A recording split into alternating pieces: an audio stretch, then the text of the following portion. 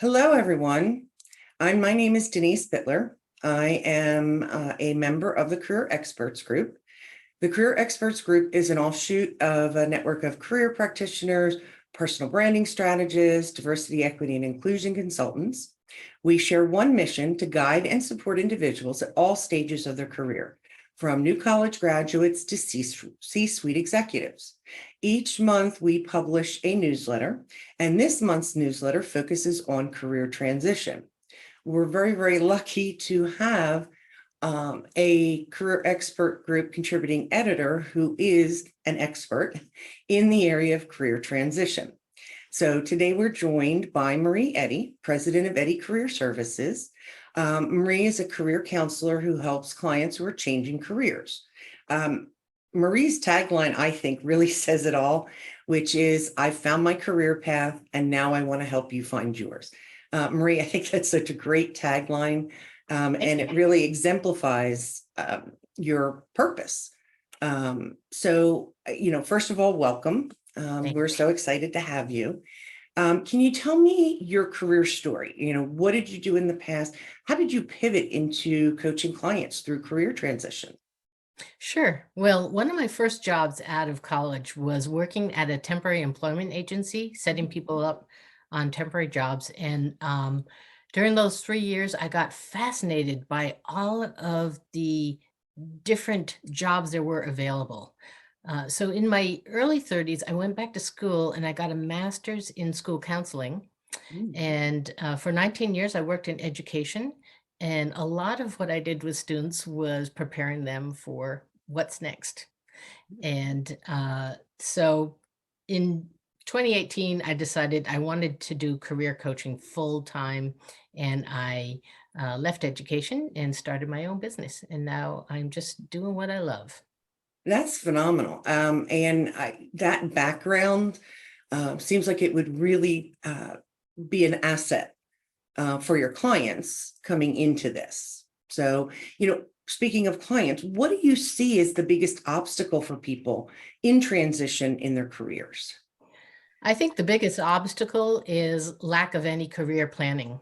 A lot of people leave school, whether that's high school or college, without an idea of what they want to do for a career.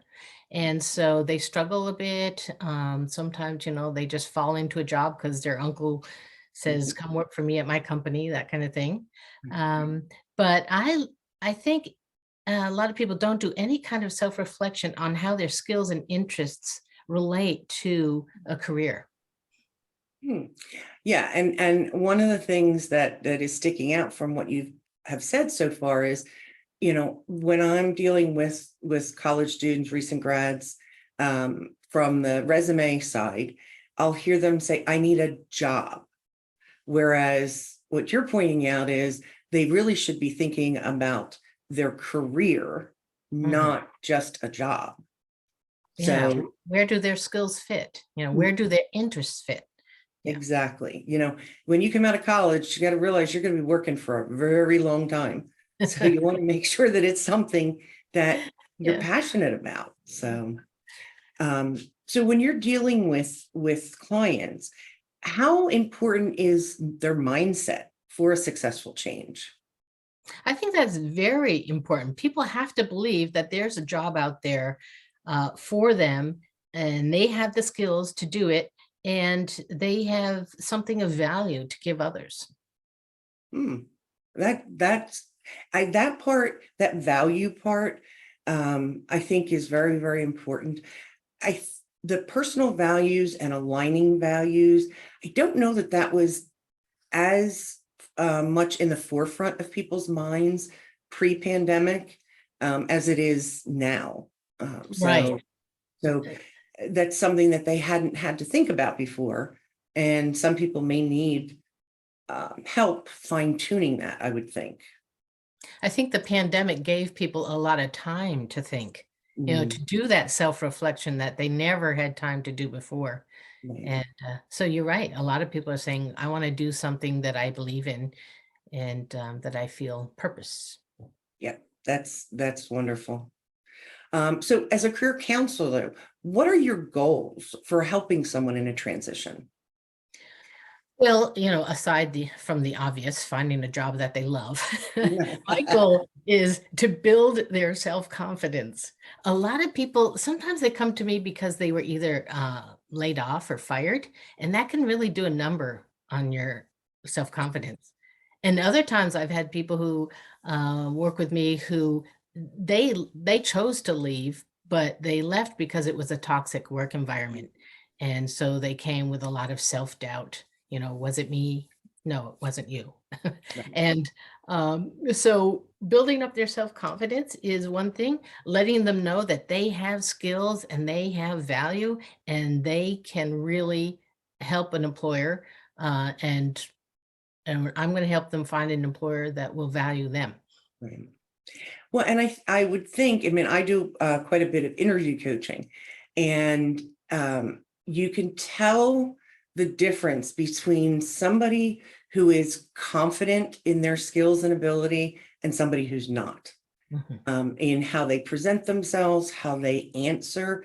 So I would assume that, what you're doing for them is going to trickle down through the entire job search process, from creating a resume that really sells them their value and having confidence in their skills to boast about themselves, basically, in an interview. So it does definitely have a trickle down effect. Yeah, I mean, as a career coach, a lot of what I'm doing is hand holding, um, guiding, providing the language um, and but I sometimes I call myself a coach because I'm doing the rah rah, you can do this piece. And um, so it's really well, let's go on because I'm losing my I train of thought. know, I know. And it's you can tell that you're passionate about this subject. And if you're like me, if it's something you're passionate about, you could talk about it forever. So Right. um so now you got me confused. So what can you share some of the strategies that you use to help somebody in transition? Sure. Well, if somebody comes and they're like, I don't know what to do next, we might start with an assessment. And I love Clifton Strengths. I don't know about you, but I love the fact that it will give a person their top 5 talents. And sometimes people go, oh, I didn't realize that was a talent. I do that. I've been doing that all my life. Yes, because it's so natural to you. You don't recognize it as a talent. And then we'll take that piece and we'll kind of wrap it into their resume and their LinkedIn profile. And sometimes I have to remind them, remember, you have the talent woo. You're great at winning over others. That's why you're so good at this. And it helps us kind of focus what their skills are and what they should be looking for. And so sometimes after that, we will work on the written materials, the resume and LinkedIn profile, and that helps give them a bit of confidence boost. Mhm. Putting it on paper. This Oh. is who I am, and this is what I can do. And yes, so that's a Well, and it confidence. gives them, like you said, putting it down in writing. It gives them a little more confidence with talking points and, developing their success stories, whether you call them star stories or car stories. Um, so, Yeah, yeah. I'm constantly saying, "Oh, put that in your profile. Put that in your portfolio," mhm. um, because that's something I used to work with students building a portfolio, and it is so easy to forget Oh, all of the great things you did. yes. Um, so I'm constantly saying, "Put that in your portfolio so that they can remember. They don't have to remember. It's written down Yep. and Uh, use it." my one son as a software engineer too, and from the get-go, from the time he did internships, I told him you need to create a brag book, Yes. whatever you want. And of course, he's a tech person, so it's not a physical book. Um, so he has this thing set up where every project he works on, anything that's obviously not proprietary, he'll add details. Who was involved in the project? What instigated the project? How long was the project? Who was, who was it rolled out to? If it was customers, how many customers? What was the end result? Did it go in without a hitch? If somebody submits him for, they have these, I forget what they're called, but it's like an accolade type thing, and they get gift cards and stuff.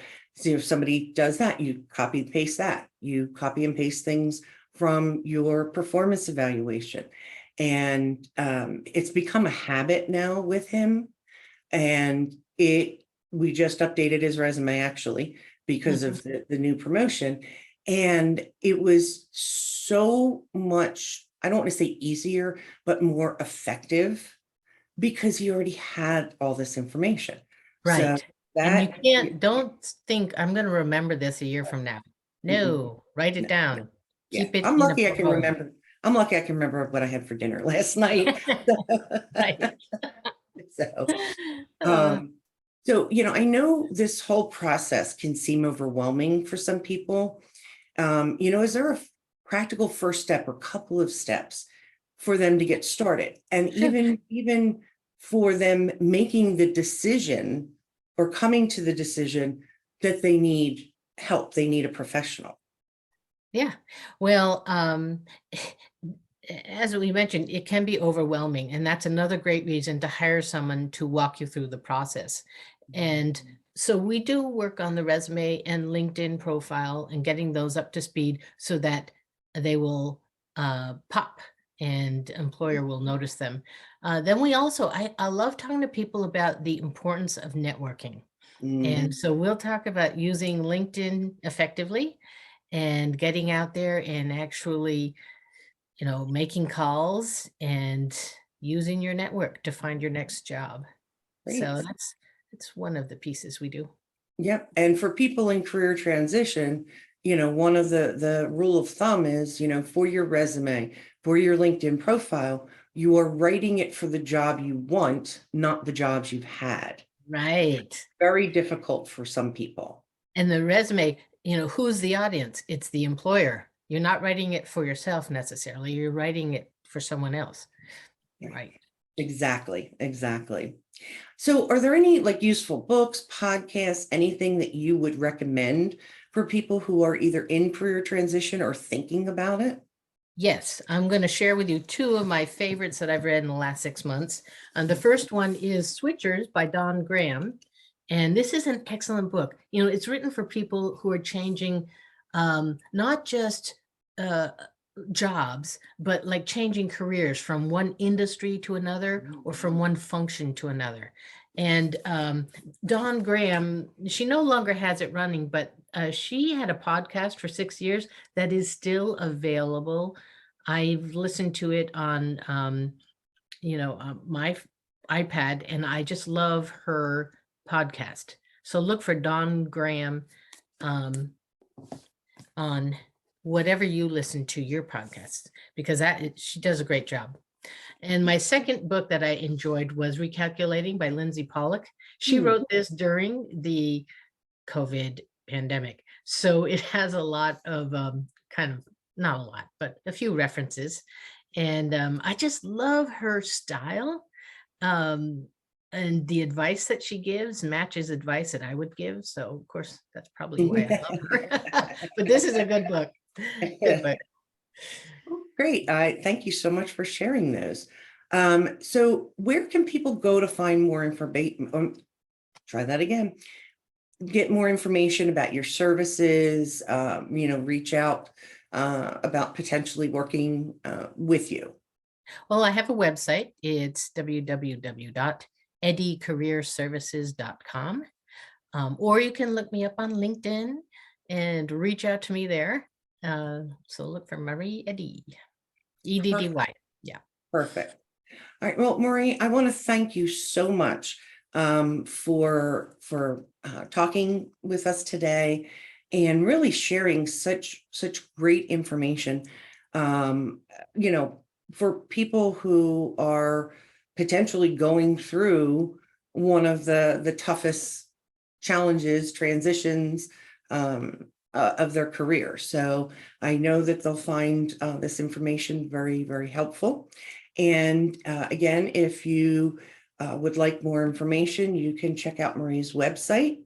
You can also check out the Career Experts Group website at www.careerexpertsgroup.com. We have quite a bit of information. We have a resources section. We have various videos and our monthly newsletter. So It's thank an you, excellent Marie. newsletter. You need to subscribe. Yes, And yes, it's always definitely. a pleasure talking with you, Denise. Thank you so much, Marie. And we'll hope to have you back on again. So, all Thank right. you. Thank you. Bye-bye.